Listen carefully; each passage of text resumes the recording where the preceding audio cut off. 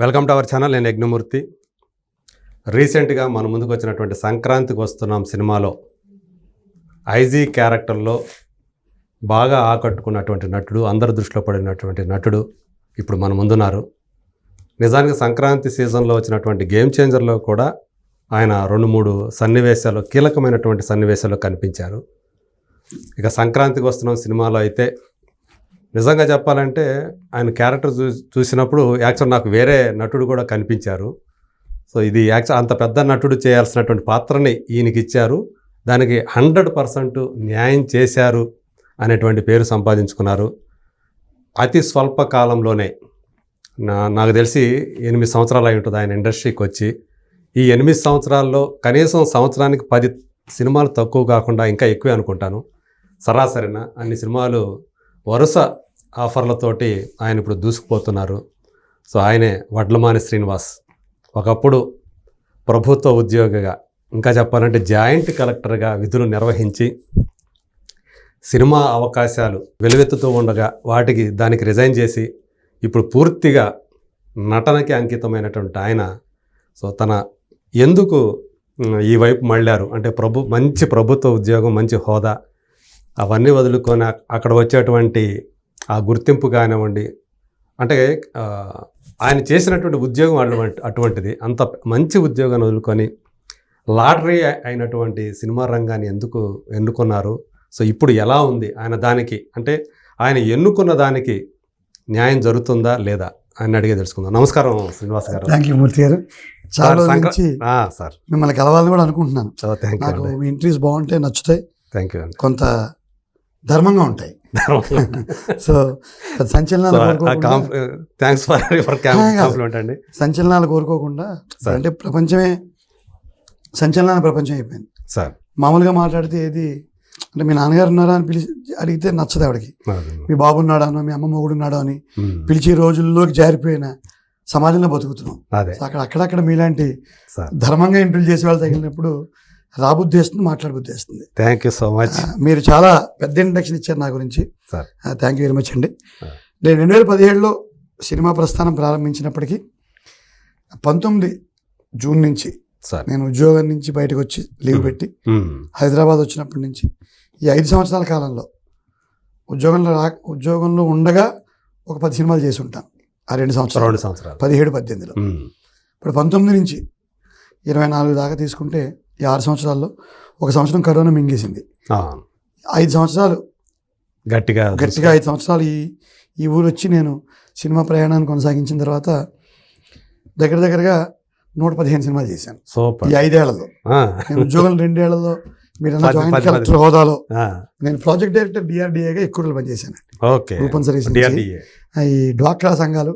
అందువల్ల చంద్రబాబు గారికి కూడా నేను చాలా ఇష్టమైన అధికారిని. వారి పేరు పెట్టి పిలవగలిగినంత అధికారిని. సో అంత ఆ సబ్జెక్ట్ నాకు ఇష్టం. బేసిక్గా ఉమెన్ ఎంపవర్మెంట్. లక్షలాది మంది నిరుపేద మహిళలు, చిన్న వయసులో పెళ్లిళ్ళు అయిపోయిన వాళ్ళు, భర్తలను పోగొట్టుకున్న వాళ్ళు, భర్తలు వదిలేసిన వాళ్ళు, డిస్లొకేటెడ్ విమెన్, ఏమన్నా helpless women on the earth, అటువంటి వారికి ఈ డ్వాక్రా సంఘాల్లో గ్రూపులుగా పెట్టి వాళ్ళకి ప్రభుత్వం వెంపు నుంచి డబ్బు ఇచ్చి వాళ్ళేమైనా స్వయం ఉపాధికి దారితీసి కొన్ని ఎంపవర్మెంట్కి మార్గం సుగమం చేసే ప్రయత్నాలని ఎక్కువగా చేసింది చంద్రబాబు నాయుడు గారు. మీరు డ్వాక్రా అనగానే మనకు గుర్తొచ్చే పేరే చంద్రబాబు నాయుడు గారు. అవును, దాన్ని నవ్వుతూ విమర్శిస్తారు కూడా. ఆయన ఎప్పుడు మహిళా సంఘాలని ఎలక్షన్లో దెబ్బతీసాను కూడా నవ్వుతూ అంటారు అందరూ. బట్ అది వేరే డైనమిక్స్. బట్ ఈ మహిళా సంఘాలకి ఒక పిచ్చితో చేస్తాడు ఆయన. సో అందులో నేను కూడా 5 ఏళ్ళు చాలా పిచ్చిగా పనిచేశాను. సో అంతకుముందు ఒక 5 సంవత్సరాలు ఉపాధి హామీ పథకం అని, అది కూడా నిరుపేద కూలీలకి, నిరుపేద అంటే ఏమైనా నైపుణ్యం లేని కూలీలకి, అన్స్కిల్డ్ లేబర్కి తిండి పెట్టే పథకం. అదొక 5 సంవత్సరాలు. ఈ 10 సంవత్సరాలు నా జీవితంలో అద్భుతమైన ఫేజ్ అండి. అంటే ప్రొఫెషనల్ సాటిస్ఫాక్షన్. DRDA 5 సంవత్సరాలు. ఈ ఉపాధి హామీ పథకం, Mahatma Gandhi national rural employment guarantee act, అక్కడేమో నేషనల్ అవార్డుకి వెళ్ళిపోయాను ఉపాధి హామీ పథకంలో. 2013 ఫిబ్రవరి 12 మన్మోహన్ సింగ్ గారి చేతి మీదుగా దేశంలో 5 అత్యుత్తమ అధికారుల్లో మా జిల్లా టీం కూడా ఉంది. సో నేను మా కలెక్టర్ శేషాద్రి గారు వెళ్ళి ఆ అవార్డు తీసుకున్నాం. ఓకే. సో ఈ ప్రొఫెషనల్గా అంత సంతృప్తికరమైన జీవితం. అదే. బాగా పనిచేశాను, మంచి పేరు వచ్చింది, రివార్డ్స్ వచ్చాయి. ఈ మహిళా సంఘాలు అయితే చంద్రబాబు నాయుడు గారు చాలా మెచ్చుకునేవారు నా పనితనాన్ని. అదే. విశాఖపట్నం జిల్లా మీకు అసలు అంటే అప్పుడు ఆయన అంటే ఎంపవర్మెంట్, ఎవరి ఎంపవర్మెంట్ అని కానివ్వండి, అది పేదలది కానివ్వండి, మహిళలది కానివ్వండి, అంటే ఎక్కువగా ఆయన డెవలప్మెంట్ మీద, సంక్షేమం అనే దానికంటే కూడా ఎక్కువ డెవలప్మెంట్, వాళ్ళని ఎలా ఆ రెండు క్లబ్ చేసేవారంటే జీవన ప్రమాణాలు పెంచడం. ఇప్పుడు వెల్ఫేర్ అంటే ఏంటి, మహిళలకు లోన్ ఇచ్చి ఊరుకోవడం. అంతే. డెవలప్మెంట్ ఏంటంటే ఆ లోన్ ఏం చేస్తున్నారు, అంటే వాళ్ళు ఆ లోన్ని కూతురు పెళ్ళికి వాడేశారా, లేకపోతే ఆ డబ్బుని భర్త తీసుకెళ్ళి తాగేశాడా, ఏం జరగచ్చు.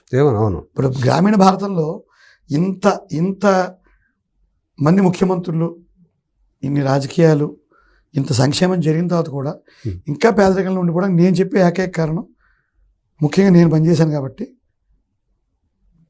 పురుషుల యొక్క గ్రామీణ భారతంలో పేద కుటుంబాల్లో, చదువుకోని కుటుంబాల్లో, ఈ కూలి పని చేసుకునే కుటుంబాల్లో మగవాడి యొక్క తాగుడు వ్యసనమే దుర్వ్యసనాల వల్ల రూరల్ భారతదేశానికి శాపం. ఎందుకు వ్యసనం అనుకుంటారు మీరు? ఒక తాగుడు ఒకటే అన్నారు, ఇంకొకటి జోదం, పేకాట కూడా ఉంటుంది. బట్ నేను ఎందుకంటే దాని మీద స్టడీ చేశాను, నేను చాలా స్టడీ చేయించానండి. ఎలా అంటే ఒకరోజు నేను ఉపాధి హామీ పని దగ్గరికి వెళ్ళాను. ఒక 100-200 మంది కూలీలు పని చేస్తున్నారు. ఒక అతను ఇలా ఊగుతున్నాడు, గుణపం పట్టుకుని పొడి చేసినట్టు తాగేసి ఉన్నాడు. నేను వెళ్ళి అడిగితే తాగి ఉన్నానని చెప్పాడు. చెప్తే ఎందుకే తాగుతావు, నీ దగ్గర 500 రూపాయలు ఉన్నాయనుకో, నువ్వు తాగితే బాగుంటుందా, నీ కూతురు గౌనుకుంటే బాగుంటుందా అన్నాను. నా కూతురు గౌనుకుంటేనే బాగుంటుంది అన్నాడు. తాగుడు మానే అన్నాను. ఆ ఊర్లో అమ్మవారి పేరు ఆ రకంగా మోటివేట్ చేసి మోతకొండమ్మ, ఆ ఊర్లో అమ్మవారి పేరు మోతకొండమ్మ ఒట్టే అన్నాను. అమ్మో నేనేనని అన్నాడు. మరి ఎవరి మేస్తా అన్నాను. మా ఆవిడ మేహత్తా అన్నాడు. సో వాడి వెళ్ళమే ఒట్టేసాడు. నేను మర్చిపోయాను, అసలు ఇన్సిడెంటే మర్చిపోయాను. ఒక 6 నెలల తర్వాత ఈనాడు పేపర్లో మెయిన్ హెడ్డింగ్ కింద ఒకటి వచ్చింది, మా ఆయన బంగారం అని ఒక హెడ్డింగ్ వచ్చింది.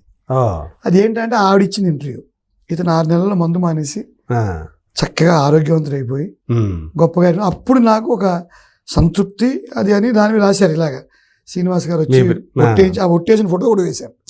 వాళ్ళు ఆవిడ ఒట్టేస్తే మధ్యలో నేను నించున్నాను ఇలాగా. మీరు దగ్గర ఉండే ఒట్టేయించాను. ఒట్టేయించాను, నేను ఇంటి అంటే లేకపోతే లేదని సరదాగా చేయించాను. నేను ఐ వాజ్ నాట్ సీరియస్. ఏదో కొంచెం బాధగా ఉంది, వీడి ఇంత తాగేసాడని. మాట నిలబెట్టుకుంటాడో లేదో కూడా తెలియదు. నిలబెట్టేసుకున్నాడు. అక్కడి నుంచి మొదలెట్టి మేము ఏం చేసామంటే, తర్వాత ఈ మహిళా సంఘాలకు వచ్చిన తర్వాత ఇక్కడ నాకు ఇంకా ఈజీ ఈ సబ్జెక్ట్ డీల్ చేయడం. కూలీలు అంటే ఆర్గనైజ్డ్గా ఉండరు. మా మహిళా సంఘాలన్నీ 10 మంది కలిపి ఒక చిన్న సంఘం, అలాంటి చిన్న సంఘాలు ఒక 30 కలిపి ఒక గ్రామ సంఘం, అలాంటి 10 గ్రామ సంఘాలు కలిపి ఒక మండల సంఘం, అలాంటి మండల సంఘాలన్నీ ఒక జిల్లా సంఘం. అందువల్ల నాకు ఒక చిట్టికి వేస్తే జిల్లా సమాఖ్యలో 7 లక్షల మంది మహిళలకి మనం మెసేజ్ వెళ్తుంది. అంత ఆర్గనైజ్డ్ బాడీస్ అండి. అక్కడ ఈ తాగుడు మీద మొదలెట్టాం, ఓ ఉద్యమం లాగా. ఇది పెద్దగా నాకేం గుర్తింపు రాలేదు, కోరుకోలేదు కూడా. ఇది ఎప్పుడైనా ఎవరిని వింటే చాలా మంచి ప్రయోగం ఇది. నేను దగ్గరగా 10,000 కుటుంబాలను డీల్ చేసుకున్నాను, తాగుబోతుల కుటుంబాలు. వాళ్ళతో ఓట్లు పెట్టించడం, తిట్లు తినడం, ఇది ఎక్స్ట్రా డ్యూటీ. ఇదే ఉద్యోగంలో జాబ్ చార్ట్లో ఏం లేదు. 400-500 కుటుంబాలు ఖచ్చితంగా తాగుండి బయటకు వచ్చారు. ఇవాళ నేను వెళ్తే ఆ ఆడపిల్లలందరూ అన్నయ్య అని పిలుస్తారు, నాకు బట్టలు పెడతారు వాళ్ళ ఇంటికి వెళ్తే. అలాగా ఒక 500 కుటుంబాల్లో నా జీవితంలో తాగుడి నుంచి అయితే బయటకు తీసుకొచ్చాను. 10,000 కుటుంబాలు ట్రై చేశాను. ఎంత తృప్తినిస్తుంది అది. ఇది ఉద్యోగపరమైన సంతృప్తి. సరే, ఇలాంటి ఉద్యోగులు ఎందుకు బయటకు వచ్చారు? అదే కదా. ఏ రకమైన లాటరీ లాంటి సినిమాల్లో కంటే ఫస్ట్ ఒకటి ఏంటంటే చెప్పాను ఇందాక మీకు మాటల్లో కూడా, సద్గురు శివానందమూర్తి గారు శిష్యుడిని నేను. వారు ఒక రోజు 2015లో 4 సంవత్సరాల్లో ఉద్యోగం మానే అన్నారు. ఎందుకు ఏమిటి అని ప్రశ్నించలేదు, సమాధానం ఏం చెప్పలేదు, నేను అడగలేదు ఎందుకు ఏమిటని. 19 రాజకందుకూరు గారు మా అన్నయ్యే. సో రాజకందుకూరు అబ్బాయి కూడా నేను శివా కందుకూరు అతని పేరు. అతను నవాబ్ కేఫ్ అని ఒక సినిమాలో మంచి వేషం చేశాను, అది రిలీజ్ రెడీగా ఉంది. శివతోటి. సో ఇట్లా నాకు శివానందమూర్తి గారిని ఒక దైవం, అంటే మనిషి రూపంలో ఉండే దైవం ఆయన మా దృష్టిలో. వారు వెనకుండా నడిపించి నన్ను బయటికి పంపించారేమో ఆయన చెప్పారు మీకు. అంతే, సినిమా అని చెప్పలేదు, ఉద్యోగం నేను ఫాలో అయ్యాను. ఆల్టర్నేటివ్ ఇదని తెలియదు. కానీ మామూలు ఎవరికైనా ప్రభుత్వ ఉద్యోగం, అది కూడా చిన్న ఉద్యోగం కూడా కాదు కదా, పెద్ద హోదాయే కదా అది. తర్వాత వెంటనే మీకు కలెక్టర్ ఉద్యోగం కూడా మీకు 2 సంవత్సరాల్లో ఆ కలెక్టర్ గిరి కూడా వెలగబెట్టేసేవాడిని. అదే అనుమానం లేకుండా. సరే గురువు గారు చెప్పిన మాటను మనం ఎందుకు కాదనాలి? అంతకుముందు ఎన్నో సందర్భాల్లో అంటే మీరు blind follow okay blind follower, okay logic ఏం అవసరం లేదు. ఎందుకంటే గురువు గారు ఏమి పేరు ప్రఖ్యాతులు కోరుకునే గురుగారు కాదు ఆయన. శివానందమూర్తి గారు 2 విషయాలు చెప్తారు వారి థియరీని. కళ్ళు మూసుకుంటే దైవం, కళ్ళు తెరిస్తే దేశం. పిల్లలుగా చెప్పండి, కళ్ళు మూసుకుంటే ఇష్టదైవం గుర్తు రావాలి, శివుడో ఈశ్వరుడో నువ్వు నమ్మిన ఏదైనా కావచ్చు, మతమౌఢ్యం కూడా లేదు గురువుగారికి. కళ్ళు తెరిస్తే దేశం గుర్తు రావాలి, భారతమాత గుర్తు రావాలి. ఈ థియరీని ఫాలో అయ్యే మనిషి ఆయన. మాయలు మర్మాలు ఉండవు, మంత్రాలు ఉండవు, జ్యోతిష్యాలు జాతకాలు చూపించరు. ఉదాహరణకు ఉగాది నాడు మీరు ఈ రాజపూజ్యాలు చెప్తే ఈ సంవత్సరం ఒక్కటికే కదా, వచ్చే సంవత్సరం ఇది ఉండనప్పుడు ఎందుకు తెలుసుకోవాలి ఇది ఈ సంవత్సరం గురించి అంటారు. అంతే. ఇప్పుడు ఏదో చెప్తారు కదా, ఇప్పుడు మన వేణుస్వామి లాంటి వాళ్ళు వీళ్ళు భయపెట్టేస్తుంటారు కదా. మేషరాశి వారికి ఈ మార్చి నుంచి అయిపోయింది, ఇంకా హరిహరాదులు అడ్డు వచ్చినా అంటే ఏం చేయాలి? ఇప్పుడు నాది మేషరాశే, సరదాగా ఛాలెంజ్ చేసుకుందాం మీరు నేను. ఓకే, ఇది యువతి యువకులు కూడా ఛాలెంజ్ నా గురించి. నేను కూడా పాటించండి. మీకు చెప్తున్నాను, ఇప్పుడు మేషరాశి వారికి రేపు మార్చి నుంచి ఏలినాడు శని, నాకు 53 ఏళ్ళు.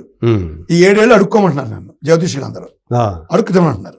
ఓకే, నేను అడుక్కు తిన్నాను, నేను ఏంటో నిరూపిస్తాను సమాజానికి, పొగరు కాదండి. సో ఛాలెంజ్ చేస్తాను, ఛాలెంజ్ ఇది.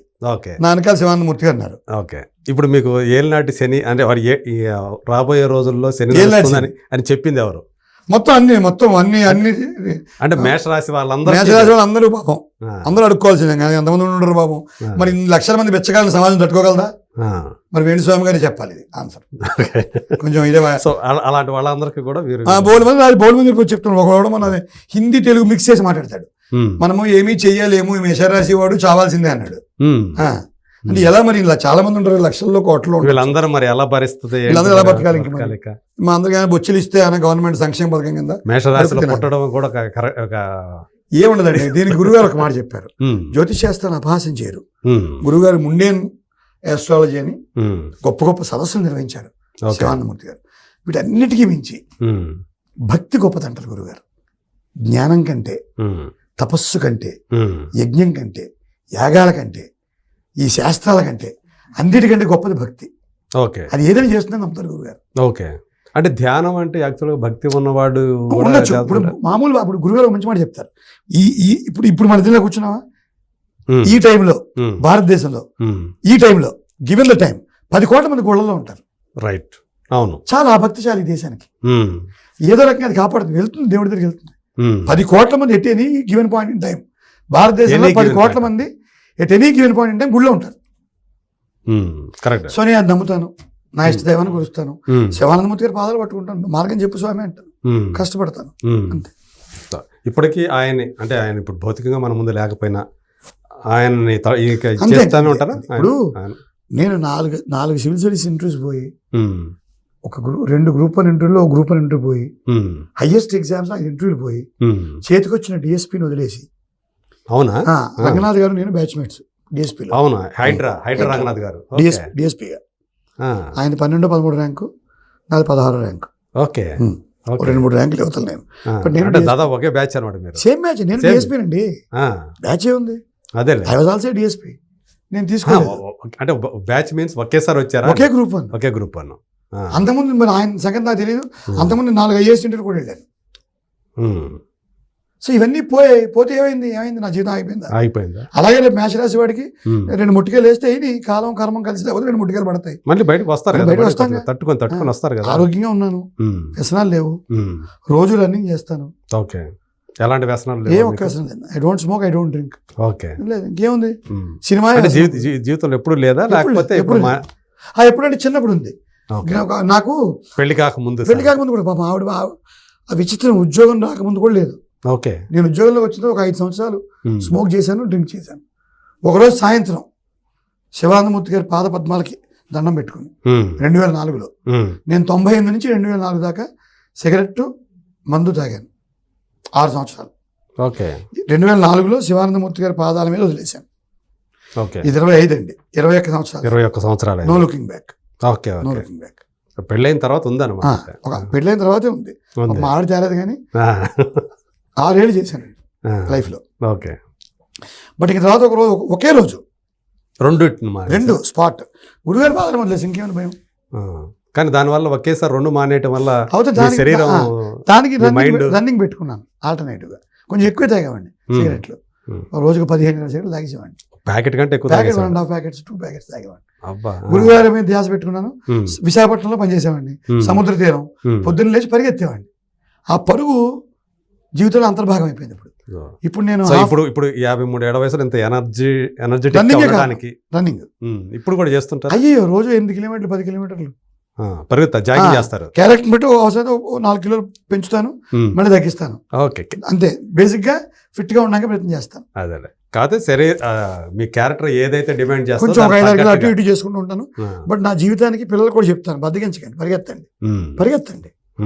ఈ కొంతమంది కుర్రవాళ్ళు పుట్టుకతో వృద్ధులను రాశారు పాపం ఆయన. అవును, అలా ఉండకూడదు.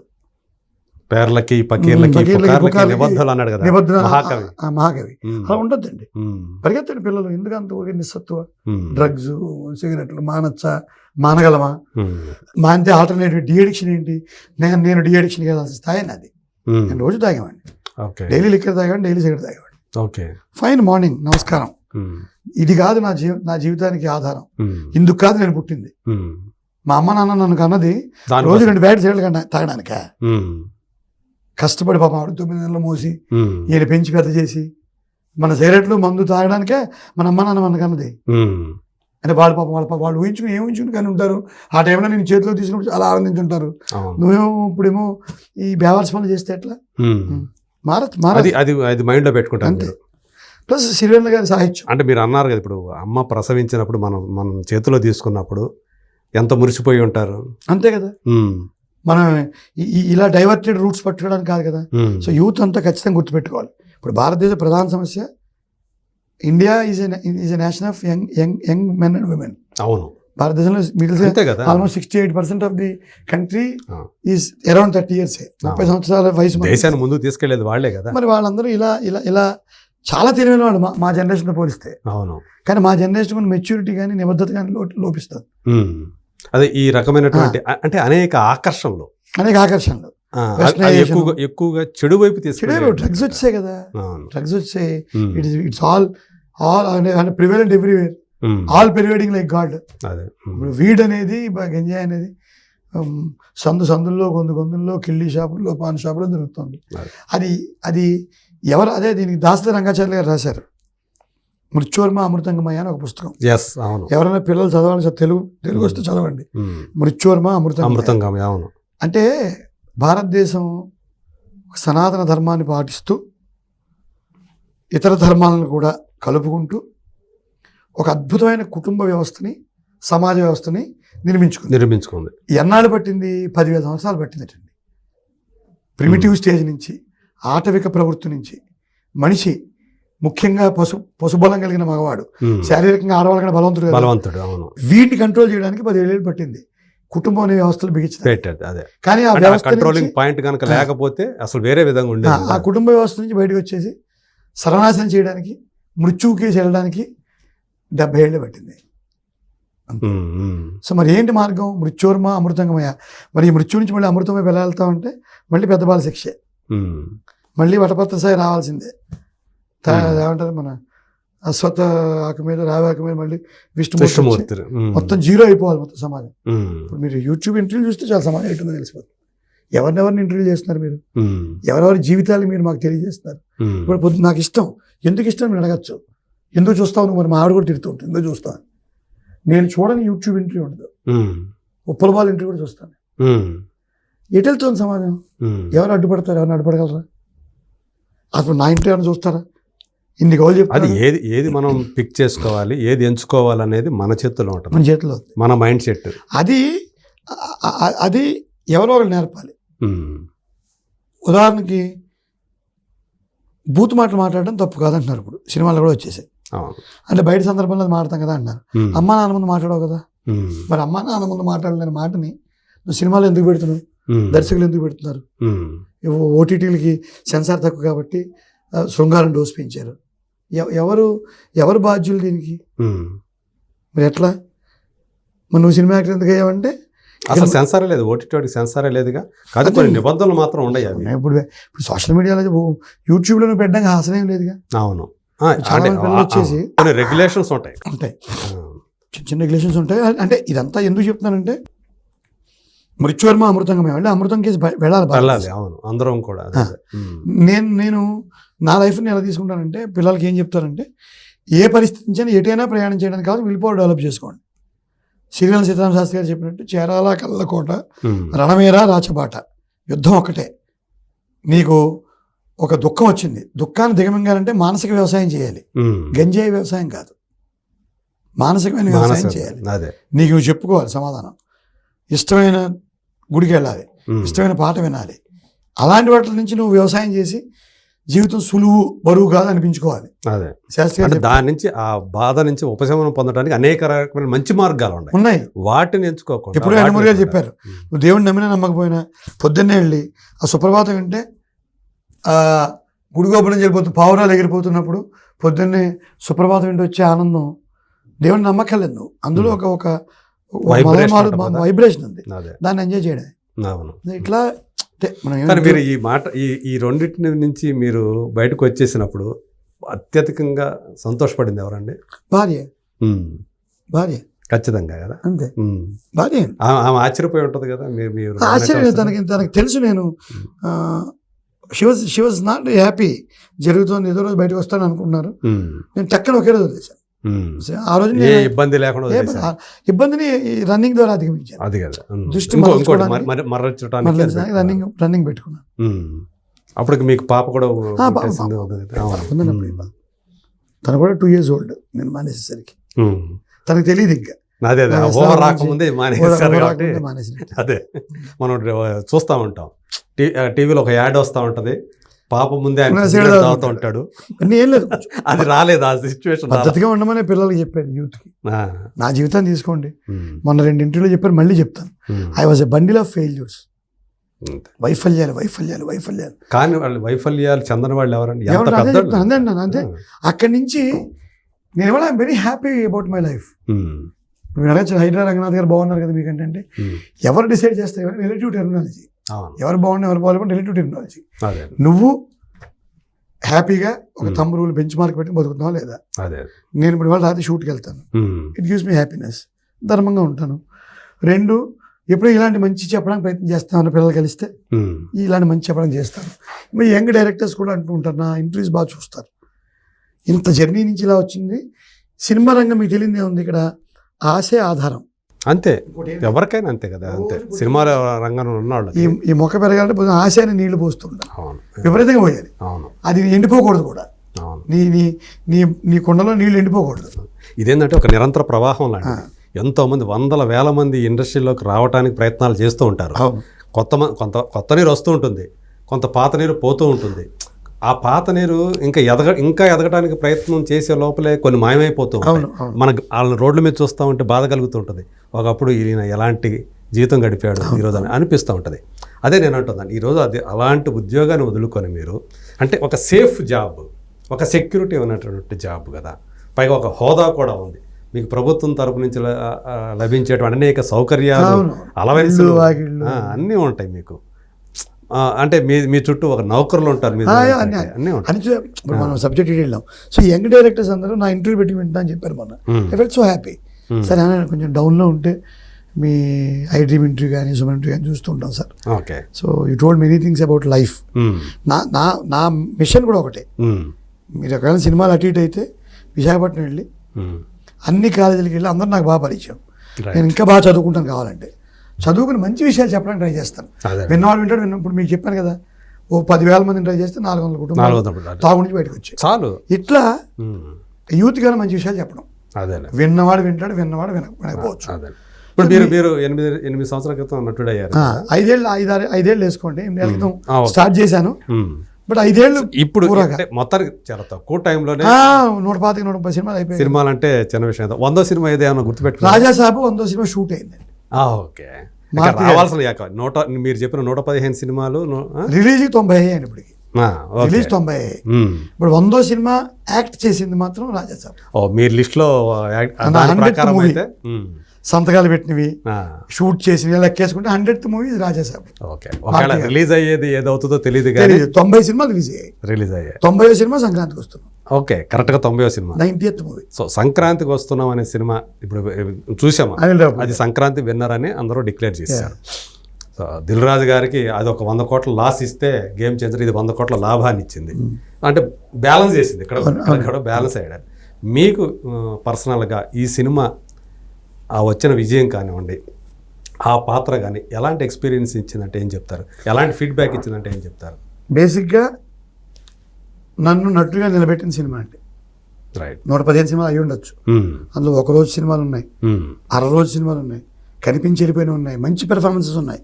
లైక్ మహానుభావుడు మంచి రోజులు వచ్చాయి, F2 F3 సర్లేరు నీకోరు, మారుతి మీకు మంచి అశోకవనంలో అర్జున కళ్యాణం.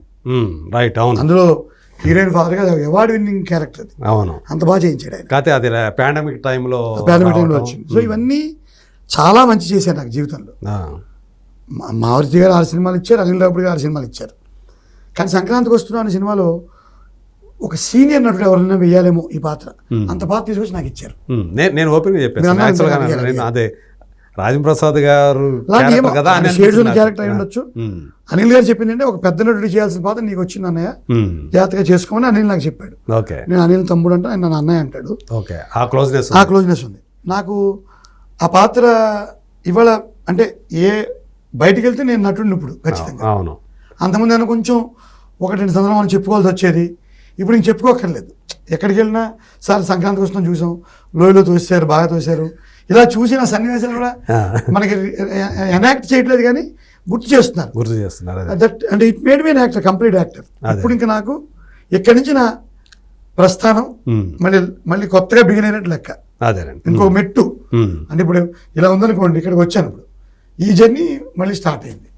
నెక్స్ట్ మెట్టుకి ఎక్కిచ్చేసింది సినిమా. అదే ఆ రకమైన ప్రయోజనాన్ని అయితే ప్రయోజనం 45 రోజుల వేషం, వెంకటేష్ బాబు గారితో మంచి అనుభవాలు, గొప్ప ఆయన కూడా యాక్టర్. అంటే ఆయన F2 చేశారు, ఇంత అనుభవం ఇన్ని సీన్లు చేయలేదు. అదే ఇందులో అన్ని నాకు ఎక్కువ ఆయనతో ట్రావెల్, ఆయన ఫ్లాష్ బ్యాక్ అంతా నేనే ఉంటాను.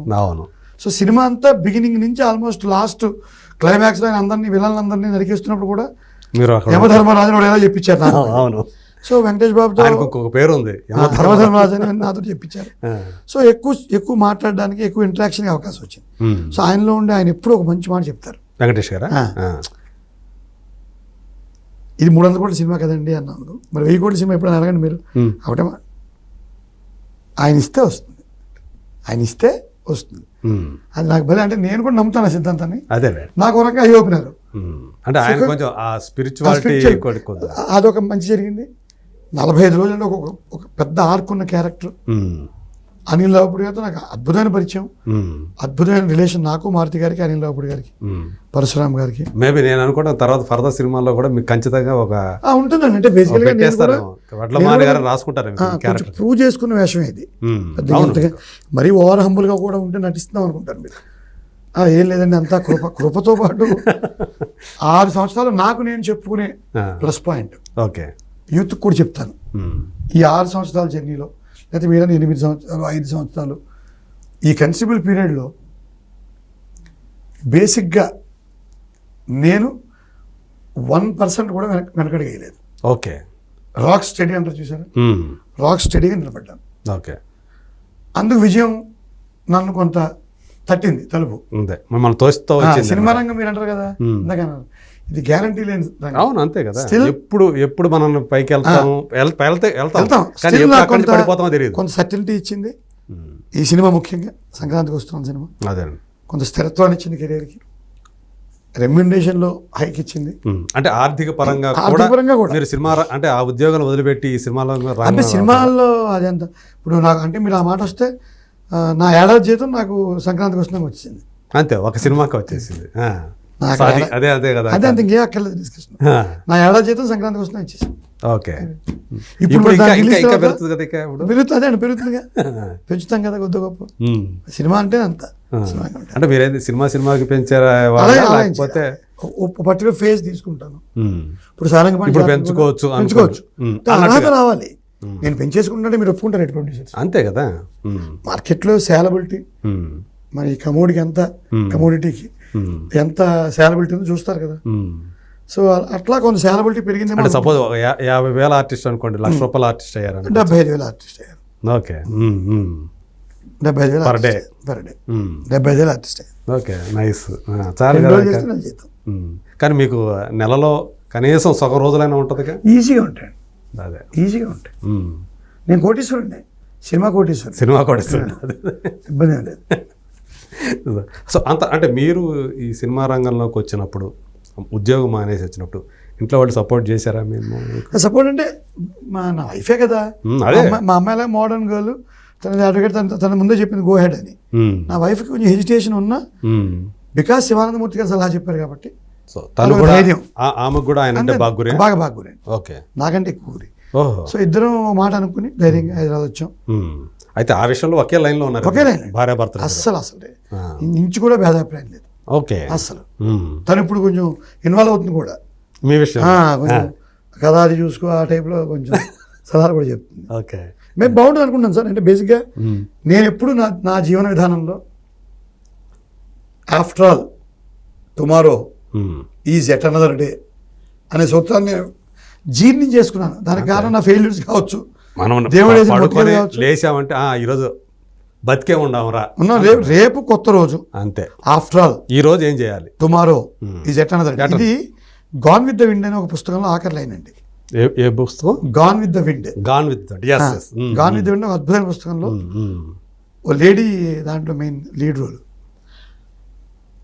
ఆ జీవితంతో వైఫల్యాలే, ఆఖరిలో కూడా ఓడిపోతుంది. ఇంకా ఓడిపోయి పడుకుని నవ్వుకుని after all tomorrow is at another day అని పొద్దున్న లేస్తుంది. అది బాగా వండబట్టించుకున్నాను. సో అందువల్ల నాకు దుఃఖం దరిచేరదండి, అంతే. అదే అందుకే మేష రాశి కమ్ వాట్ మే. సో ఇది బాగుంది. ఈ ఫిలాసఫీతో ఉన్నవాళ్ళు ఖచ్చితంగా ఒకవేళ మీకు వైఫల్యం ఎదురైనా బాధ ఉండదు. ఇప్పుడు 22 సంవత్సరాలు 10 నెలలు Telugu medium from Amalapuram, middle class family, okay, civil service interview పోయింది. దానికంటే ఏం నష్టం ఉంటుంది? చీఫ్ సెక్రటరీ అవ్వాలి పాటికి, నేను ప్రమోషన్ అయ్యేసి పాకులాడి నేను డిఎస్పీ వదులుకున్నాను మీకు ఇంటర్వ్యూ చెప్పి, ఈ కర్మంతా నాకేయాలా? 22 సంవత్సరాలు 10 నెలలు first interview. I should have become the youngest IAS officer in the country. దేవుడు 2 దెబ్బలు వేసాడు, వైకుంఠపాడులో ఆఖరి పాము మింగింది. ఏంటి ఇంక వైఫల్యాలకు భయపడేది ఏంటి? తొక్క ఏంటి నన్ను భయపెట్టేది? దానికంటే పెద్ద నష్టం ఏముంటుంది? కానీ అప్పుడు మాత్రం ఆ పాయింట్ ఆఫ్ టైంలో మాత్రం చాలా బాధపడి ఉంటారు. విచిత్రం చెప్పి చివరి నిమిషంలో పోవటం అనేది పెద్ద బాధపడలేదండి. నాకు ఇప్పుడు ఆశ్చర్యంగా ఉంటుంది ఆలోచించుకుంటే. పెద్ద దుఃఖపడ్డానంటే నెక్స్ట్ అటెంప్ట్ రాయాలిగా. నెక్స్ట్ అటెంప్ట్ నెత్తి మీద వేలాడుతుంది. లాస్ట్ అటెంప్ట్ అయిపోయి ఆఖరి ఇంటర్వ్యూ పోయిన తర్వాత కొంచెం దుఃఖం వచ్చింది. రెండో దుఃఖపడ్డానికి ఎక్కడ టైం ఉంటుంది? ఇంటర్వ్యూ పోగానే ఫిలిమ్స్ వచ్చేస్తుంటుంది. మళ్ళీ నెక్స్ట్ ఏంటి? మనకు ఆ టైం కూడా ఉండదు, దుఃఖపడే టైం కూడా ఉండదు సివిల్ సర్వీస్లో. ఇంటర్వ్యూ ప్రిలిమ్స్ పోయినవాడు, మెయిన్స్ పోయినవాడు సాఫీగా ఆడవచ్చు. ఇంటర్వ్యూ పోయినవాడికి ఏడ్చే టైం ఉండదు. ఎందుకంటే మెయిన్స్ రాస్తావు, పాస్ అవుతావు, ఇంటర్వ్యూకి వెళ్తావు. ఇప్పుడు మెయిన్స్ పోయింది అనుకోండి, మళ్ళీ నెక్స్ట్ ప్రిలిమ్స్ ప్రిపరేషన్ మొదలెడేస్తావు. ఆ 3 నెలలు నువ్వు ఇంటర్వ్యూ హడావుడిలో ఉంటావు. ఆ ఇంటర్వ్యూ పోయిన తర్వాత వెంటనే ప్రిలిమ్స్ స్టార్ట్ అవుతుంది. సో అందులోకి ఏడవడానికి టైం ఉండదు, అంతే. సో అప్పుడు అంత యంగ్ ఏజ్ లోనే వచ్చినటువంటి అది ఏదైతే ఉందో అదే బేస్. అంతకంటే మించిపోయి ఏదైనా మరణం కంటే చిన్నది ఎనీ కష్టం అని స్వామి వివేకానంద చెప్తారు. ఏదైనా మరణం కంటే చిన్నదే కదా, అంతే కదా. ఏ కష్టమైనా, ఏ వైఫల్యమైనా ఏదైనా మరణం కంటే చిన్నదే. అది నీ చేతిలో ఉండదు. శ్రీనారాయణ గారు చెప్పినట్టు, పుట్టగా చావు 2 నీకు అవి సొంతం కావు. పుట్టగా చావు 2 నీకు అవి సొంతం కావు. జీవితకాలం నీదే నేస్తాం, రంగులు ఏ వేస్తావో నీ ఇష్టం అన్నాడు ఆయన. అంతే, వేసుకో రంగు, ఏ రంగు నీ ఇష్టం వచ్చిన రంగు వేసుకో. నీ పుట్టుక నీ ప్రమేయంతో వచ్చింది కాదు, నీ చావు నీ ప్రమేయంతో వచ్చేది కాదు. ఎప్పుడు పోతుందో తెలియదు ఈ ప్రాణం అంతా. చెప్తారు నీకు పలానా పుట్టేవారు అని, అంతే. చావు తెలియదు చెప్పి వినడానికి నువ్వు ఉండవు. ఇదేదో పెద్ద థియరీ అని కాదు, 50 వస్తున్నాయి కదా, కొంత ఫిలాసఫీ వస్తుందేమో. బట్ నేను చెప్పేది యంగ్స్టర్స్ కోసం చెప్తున్నాను. అందరూ నమ్మాల్సిన జీవితంలో after all tomorrow is at another day. రేపు మళ్ళీ కొత్త రోజే, ఏం జరిగినా సరే. అది మీరు తప్పు చేయండి, ఘోరమైన తప్పు చేసి దొరికిపోయి ఈ మోరల్ టర్పిట్యూడ్, లేకపోతే తాగుబోతులు, తిరుగుబోతులు, నైతికంగా రుచి ప్రవర్తన లేని వాళ్ళు అందరికీ కూడా రేపు కొత్త రోజే. మీరు ఇండస్ట్రీకి వచ్చారు కదా, ఇండస్ట్రీలో కూడా ఇలాంటి వ్యక్తులు పడతా ఉంటారు కదా, చెప్తుంటారా మీరు ఇవన్నీ కూడా? వినేవాళ్ళు చూశారు, ఎక్కువ. మీ దృష్టికి వచ్చిన వాళ్ళు ఆ వస్తే వింటారు, కొత్త కొత్త కుర్రాళ్ళు ఎవరన్నా యంగ్స్టర్స్ వాళ్ళు వచ్చి వింటారు. కొద్దిగా మీ లైఫ్ జర్నీ చెప్పండి sir, will try to learn things from it అని చెప్తుంటారు. ఓకే. బట్ ఇక్కడ నేర్పడాలని నేను నేర్చుకునే స్టేజ్లో ఉన్నాను. ఇక్కడ నా లైఫ్ లెసన్స్ అడిగిన వాళ్ళకి చెప్పడం అనేది ఒక డైమెన్షన్, బట్ నేను నేర్చుకోవాలి ఇక్కడ. అదేలే. I'm learning every day. సంక్రాంతికి వస్తున్నా అయిపోయింది, నిన్న ఏదో రామ్ చరణ్ గారికి కొత్త సినిమా, మళ్ళీ రేపటి నుంచి సురేష్ ప్రొడక్షన్స్ లో బుచ్చిబాబు సానా గారిది, రేపటి నుంచి మళ్ళీ సురేష్ ప్రొడక్షన్స్ ఆయన పేరు అనుకుంటాను. రేపటి నుంచి సురేష్ ప్రొడక్షన్స్ అమెజాన్కి రేపటి నుంచి డేట్లు ఇచ్చాను. ఓకే. వెబ్ మూవీ అండి, వెబ్ మూవీ. మళ్ళీ అన్నపూర్ణ అఖిల్ గారి హీరో అన్నపూర్ణ మూవీస్, దానికి డేట్లు ఇచ్చాను. ఇంక ఇలా జర్నీస్ ఇంకా నేర్చుకోలే రోజు. అదే. సో అంటే మామూలుగా అయితే ఏదో చిన్న సినిమాలు వస్తున్నాయి, ఒక మధ్యతరగతి సినిమాలు వస్తున్నాయి అనుకునే ఫేజ్ ఒకటి, కానీ ఇప్పుడు మీరు భారీ సినిమాల్లో కూడా నాకు మంచి నా జర్నీ నుంచి ఒక పాయింట్ చెప్తాను. విచిత్రమైన విషయం ఏంటంటే నేను అతి తక్కువ చిన్న సినిమాలో పనిచేశాను. నా ప్రయాణమే రారండే వేడికి చూద్దాం, అన్నపూర్ణ వారిది, కళ్యాణకృష్ణ మీ మిత్రుడు. రెండో సినిమా మారుతి గారు యువి క్రియేషన్స్ మహానుభావుడు. మూడో సినిమా, నాలుగో సినిమావో గీత గోవిందం పరశురామ గారు డైరెక్టర్ ఆయన.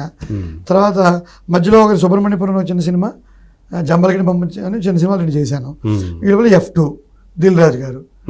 ఇక ఆ తర్వాత గీతా ఆర్ట్స్కి ఒక 10 సినిమాలు చేశాను, దిల్ రాజు గారికి ఒక 10 సినిమాలు చేశాను, మైత్రి వారికి ఒక 5 సినిమాలు చేశాను. ఇప్పుడు బుచ్చిబాబు మైత్రి వారిదే. ఇలా నాకు పెద్ద బ్యానర్లో పెద్ద దర్శకులు శంకర్ గారితో గేమ్ చేంజర్ చేశాను. ఏంటి లైఫ్లో, అందుకే యంగ్ దర్శకులతో ఇప్పుడు చాలా మంది మిమ్మల్ని చూస్తే కొంచెం అసూయ కలుగుతుందేమో. ఏముంటుంది, నాకు అసూయ కలుగుతుంది. నాకు అసూయ మీకు మిమ్మల్ని చూస్తే మీకు కాదు, ఇండస్ట్రీ అనేదే కొంత మనకి రావాల్సిన పాత వేరే వాళ్ళకి వెళ్ళినప్పుడు చిన్న చిన్న అల్సర్లు వస్తాయి, మరి జయించాలి. జరుగుతూ ఉంటుంది పాడదు గేమ్. ఇప్పుడు కళ్యాణకృష్ణ మీ మిత్రుడు కావడంతో రారండోకి అవకాశం ఇచ్చారా, లేకపోతే మీరు నటుడిని ఆయన చూశారు? నటుడా పాడేమీ లేదండి, ఆయన ఏదో క్యాజువల్గా వాడు అన్నయ్య సురేష్ గారు, కన్నబాబు మినిస్టర్ గారు అంతా నాకు మంచి ఫ్యామిలీ ఫ్రెండ్స్. ఓకే. ఏదో షూట్ అవుతుంది సరదాగా రోజు చేయండి అంటే చేశాను అంతే. అది ఫస్ట్ సినిమా, బట్ జెన్యున్ గా ఫస్ట్ సినిమా. అసలు అదైనా సరే మీరెందుకు వాళ్ళకి దృష్టిలో పడ్డారు? అసలు అదే గంగవరం పోర్ట్ చైర్మన్ వేషం, ఐఏఎస్ హోదా వేషం. ఊళ్ళో ఉన్నాం కదా, సూట్ వేసుకుని చేద్దామని వైజాగ్ లో. దానికి మళ్ళీ హైదరాబాద్ నుంచి ఇంకోటి తెచ్చి వాడికి డబ్బులు ఇచ్చి ఇదంతా ఎందుకు అనుకున్నారేమో నన్ను పెట్టారు. అది జీవితాన్ని ఇన్ని మేలుమలుపులు తిప్పింది, మార్చేసి. పరుసులో కళ్యాణకృష్ణ ఫోటో పెట్టుకోవాలి, భార్య పిల్లల ఫోటోలు కాదు. అని ఆయన మారుతి గారు, అనిల్ రావుపూడి గారు కెరియర్ ని సుసంపన్నం చేసింది. సరే, ఇప్పుడు అదంటే అలా అయింది. మారుతి ఎట్లా ఇచ్చాడు? మారుతి గారు ఏదో పని మీద వైజాగ్ వచ్చారు, నేను ఉద్యోగపరమైన పని. ఓకే. నా వెంపటి నుంచి ఏదో చిన్న ఒక హెల్పింగ్ హ్యాండ్ ఇచ్చాను వారికి. అట్లనా? ఆయన మహానుభావులు వేషం ఆఫర్ చేశారు, గడ్డాన్ని పెంచమని.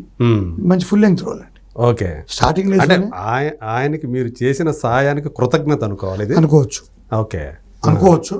బట్ ఆయన చాలా మంచి మనసుతో చేశారు. అదే అంటాను. ఇప్పుడు మీరు ఘంటసాల గారు ఇప్పుడు మాట అంటారు, ఆయన ఘంటసాల గారు మాదా కావడం అంటారు, తెలుసు? మాదా కావడం అంటే తిండి నేను సాయంత్రం భిక్ష ఎత్తుకోవడమే, దాని పేరు ఇంకో మాదా కావడం అంటే సాయంత్రం వెళ్ళి తల్లి అంటే మిగిలిపోయిన అన్న ముద్దలు వేస్తారు. మాట అన్నాడు, ఏ తల్లి తొలి ముద్ద వేసిందో మాధుర్యాన్ని నింపి వేసింది, నా గణంలో ఇంత అమృతం పలికింది అన్నాడు ఆయన. అలాగా అనిల్ రావుపూడి గారు, మారుతి గారు, కళ్యాణకృష్ణ గారు, ఎందుకంటే మోహన్ కృష్ణ గారు, పరశురామ్ గారు, మా రవికిరణ్ కోలా, దెన్ అశోక నర్జున కళ్యాణ్, సంతోష్ జాగర్లమూడి, వీళ్ళందరూ ఏముద్దేశారో తెలియదు. వాళ్ళందరూ అమృతం అప్పుడే నేను చింతించేస్తానని చెప్పను, కానీ నటుడిగా నాకు లోటు లేని స్టేజ్ తీసుకొచ్చిన మహనీయులు వీళ్ళందరూ. అలాగే అరవింద్ గారు, దిల్ రాజు గారు, మైత్రి నవీన్ గారు, వీళ్ళందరినీ ఎలా మర్చిపోతాను నేను? పీపుల్స్ మీడియా విశ్వప్రసాద్ గారు, వివేక్ గారు, వీళ్ళందరూ, విఎన్ ఆదిత్య, ఇంతమంది మీరు ఇందాక అన్నారు కదా, ఇంతమంది కలిపి మోసారు నన్ను. ఏం అవసరం వాళ్ళకంటున్నా, అదే అంటున్నాను. ఏం అవసరం ఉంటుంది నాతో? మహా అయితే ఏదో తిరుపతి దర్శనం చేయించగలను, అందుకని నేనేం చేస్తాను? మీకు ఉద్యోగం నుంచి బయటకు వచ్చి తిరుపతి దర్శనం చేయించగలను. అడుగుతారు, చేయిస్తూ ఉంటాను. అదొకటే చేయగలను. అలాగే నేనేం చేస్తాను ఇంక ఇప్పుడు. ఓకే. ఎందుకు చేశారంటే చిన్న స్పార్క్ గుర్తించడం, ప్రవర్తన నచ్చడం. అది మన చిరంజీవి గారు ఏదో దాంట్లో అంటే భలే నచ్చింది నాకు. మన దాంట్లో ఏదో దానికి చీఫ్ గెస్ట్కి వెళ్ళి మాట్లాడుతూ గొప్ప నడ్డు అయిపోయామని అనుకుంటే పక్కన పెట్టేస్తారు ఇండస్ట్రీ వాళ్ళు కటింగ్ ఇస్తే, ప్రవర్తన ముఖ్యమని. నేను మొదటి నుంచి ఎవరిని ఉద్దేశించన్నారు? అదే మామూలుగా జనరల్గా పైకి రావాలనుకుంటే మీరు ప్రవర్తన చక్కదిద్దుకోండి, తేడా రాకూడదని చెప్పారు చిరంజీవి గారు. సో నేను ఆ పాయింట్ బాగా నమ్ముతాను. సో వీళ్ళందరికీ నా ప్రవర్తన నచ్చి ఉండడం, స్పార్క్ ఉండడం, డిసిప్లిన్, క్రమశిక్షణ. అంటే మీరు ప్రభుత్వ ఉద్యోగిగా ఎన్ని సంవత్సరాలు సర్వీస్ చేశారు? 23 సంవత్సరాల సర్వీసులో ఎలా ఉంటుందో మీకు తెలుసు. అక్కడ సాధక బాధకాలు ఏంటి? మీ పై ఆఫీసర్లతో ఏమైనా ఎక్కడ ఏదో సందర్భంలో మీకు సంబంధం లేకపోయినా ఎక్కడో ముట్టికాయలు కూడా పడి. సో అక్కడ అయినప్పటికీ కూడా అక్కడ లభించేటువంటి ఆ గౌరవం వేరే ఉంటుంది. అది వదలలేకే కదా అక్కడ అంతమంది తిట్టినా. ఇప్పుడు ఇక్కడికి వచ్చిన తర్వాత ఆ రెండు మీరు బేరేజ్ వేసుకున్నప్పుడు గౌరవం విషయంలో ఏమనిపిస్తుంటుంది? గౌరవం ఏం తగ్గదండి. నెక్స్ట్ అంటే అక్కడ ప్రోటోకాల్ ఉండదు. అంతే, అక్కడ ప్రోటోకాల్ ఉండదు. గౌరవం కంటే ప్రేమ దొరికిందిగా ఇక్కడ. ఉదాహరణకి ఇప్పుడు అశోకంలో అర్జున్ కళ్యాణం, ఒక మిడిల్ క్లాస్ అమ్మాయికి ఫాదరు, పెయిన్ హెల్ప్లెస్ ఫాదర్. లాస్ట్లో కరోనా టైంలో వెళ్ళి ఇరుక్కుపోతాను. లాస్ట్లో నేను అమ్మాయి ఫాదర్ని, అవును, కూతుర్ని ముందు సరిగా అర్థం చేసుకోక తర్వాత సపోర్ట్ చేసే ఫాదర్. అది ఇంటర్వ్యూలో బోర్డు. ఇప్పుడు ఇవాళ మొన్న ఎవరో కట్ చేసి పెట్టారు ఓ మార్కెట్ సీన్. ఏదో వస్తువులు కొని డబ్బులు ఉండవు చేతిలో, కూతురు కొంచెం డబ్బులు ఇస్తుంది తండ్రికి. వీడు తీసుకోబుద్ది లేదు, చిక్కుమంటుంది మనసిడికి. ఏ నాన్న పిల్లల దగ్గర, ఆడపిల్లల దగ్గర డబ్బులు తీసుకోండి ఈగో అని అడుగుతుంది పిల్ల. ఈగో ఏముందమ్మా, ఆ వ్యాపారం ఈ వ్యాపారం చేసి మొత్తం పాడు చేసాను, ఇవాళ మీ పెళ్లి టైం వచ్చేసరికి అప్పుల పాలు అయిపోయాను, మరి రూపాయికి ₹10 నెత్తుకోవాల్సి వస్తుందని ఒక చిన్న చాలా పెయిన్ఫుల్ సన్నివేశం అది. అది చూసిన ప్రతి అమ్మాయి ఐడెంటిఫై చేసుకుని నాకు మెసేజ్ పెట్టి ఇంటర్వ్యూలో వచ్చి పట్టుకుని మా నాన్న గుర్తొచ్చాడని అన్నప్పుడు దొరికే ప్రేమ కంటే బ్యూరోక్రాట్గా పొందే అధికారం, గౌరవం చిన్నమనిపించింది నాకు. కంపారిజన్ ఆ హోదా, గౌరవం దీంతో పోలిస్తే చిన్నమనిపించింది. ఇంకొకటి, అక్కడ మీరు సాధించేటువంటి విజయాలు కొన్ని ఉంటాయి, గుర్తింపు తెచ్చాయి, అక్కడ మీకు సంతృప్తినిచ్చాయి, మీరు సాయం చేయగలే స్థితి అక్కడ ఉంటుంది చాలా మందికి. ఆ కోట్లాది మందికి నేను మీకు ఇందాక 2 ఉద్యోగాలు చెప్పాను కదా. అవును, ఉమెన్ ఎంపవర్మెంట్, వేజ్ ఎంప్లాయ్మెంట్, నా జీవితానికి ఉపాధి హామీ. 2 కోట్లాది మందికి నా ద్వారా ప్రభుత్వం డబ్బు వాడినగా, ప్రభుత్వం డబ్బుతోటైనా కోట్లాది మందికి ఉపాధి కల్పించింది. అది చేసేవాళ్ళే, నిబద్ధత చేసేవాళ్ళు తక్కువ మంది ఉన్నారు కదా. నేను బాగా చేశాను. అదే నేను నిబద్ధతగానే చేశాను. అదే అంటే మీ వల్ల కొన్ని కుటుంబాలు బాగుపడ్డాయన్న తృప్తి ఉంటుంది కదా. ఇక్కడ అది ఉంటుందా మరి? అలాంటిది ఉండదు కదా ఇక్కడ. ఉండదు. కానీ భగవంతుడు ఈ అవకాశం ఇచ్చాడు. ఇందులో ఏంటి, ఒక ఎంటర్టైన్మెంట్ ద్వారా, ఒక మంచి సినిమా ద్వారా. ఇప్పుడు సంక్రాంతికి వస్తున్న సినిమాకే వచ్చారు మీరు, రిలాక్స్ అయ్యి వెళ్ళారు. అవును, అదొక ఇండైరెక్ట్ ఇంపాక్ట్. డైరెక్ట్గా కుటుంబాన్ని మీరు మేలు చేయకపోవచ్చు, ఓ మనిషి యొక్క వ్యక్తిత్వాన్ని మీరు మార్చడం, ఒక ఆహ్లాదాన్ని అందించినటువంటి సినిమాలో భాగం అయిన ఒక ఎమోషన్ టచ్ చేయడం. ఇప్పుడు అంటే మీరు అన్నప్పుడు సంగీత సాహిత్యాలు లేని సమాజాన్ని ఊహించుకోండి. పోనీ నీరసమే మొత్తం అంతా. నీరసం అసలు మనిషిలో రాక్షస ప్రవృత్తి వచ్చేస్తుంది. అవును, మళ్ళీ చూసారా, మళ్ళీ ఆటవిక సమాజం వచ్చేస్తుంది. సంగీత సాహిత్యాలు సినిమా కూడా పార్ట్ దాంట్లో. అవును, ఇదే లేకపోతే, ఈ వినోదమే లేకపోతే, ఈ వికాసమే లేకపోతే మళ్ళీ ఆటవిక సమాజమే. కరెక్ట్, ఆటవిక సమాజమే. సో ఇప్పుడు నేను ఒక అందుకు ఆనందిస్తానండి. 2 భిన్న ధృవాలు. మీరు అడిగిన కంపారిజన్ కష్టం. అది బాగుంది, ఇది బాగుందని చెప్పలేము. అది బాగుంది, ఇది బాగుంది. 2 భిన్న ధృవాలు. నా అదృష్టం ఏంటి, ఒకే జన్మలో 2 జీవితాలు.